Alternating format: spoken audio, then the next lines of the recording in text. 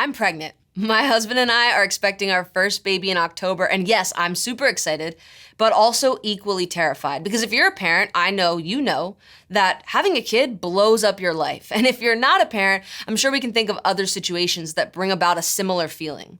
The sudden loss of a job, the death of a loved one, maybe starting college for the first time, starting a new job. In all of these situations, whether good or bad, they force you to stop in your tracks, to look at your rhythms and change and adapt. And if you're anything like me, that can just raise a bunch of questions in my head.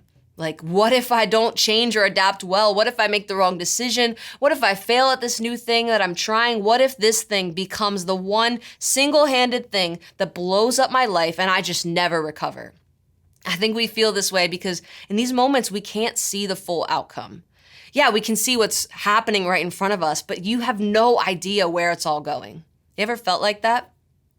Thankfully, there are plenty of examples in the Bible of other people experiencing these life blow-ups and being forced to embrace the unknown. In the Old Testament, God actually called Abraham to essentially blow up his life. God asked him to leave his home, to go to a foreign land, and promised to give that land to Abraham and his descendants. And this is how it says Abraham responded in the book of Hebrews. It was by faith that Abraham obeyed when God called him to leave home and go to another land that God would give him as his inheritance. He went without knowing where he was going.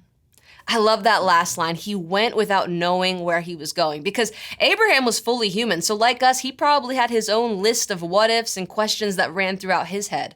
But he chose not to let himself be controlled by them. He chose to live out of his trust in God rather than his ability to see the full picture.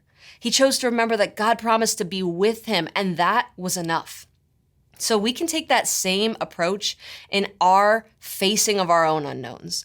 We can remember that we don't have to be paralyzed by our ability or our inability to see the full picture. It's kind of like when you're driving down a dark road in the middle of the night and you can't see much in front of you. You can't see the miles ahead of you, but you can see with your headlights maybe 200 feet. And then as you keep driving, you see another 200 and the path slowly gets revealed over time.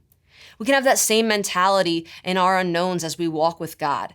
We know that he promises to be with us. He promises to work it all for our good. And he promises to reveal the path slowly over time as we need to see it.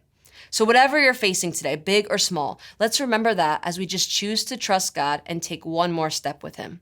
Would you pray with me? God, thank you that we don't need to see the full picture. We can trust that you are working and with us in all things. Amen.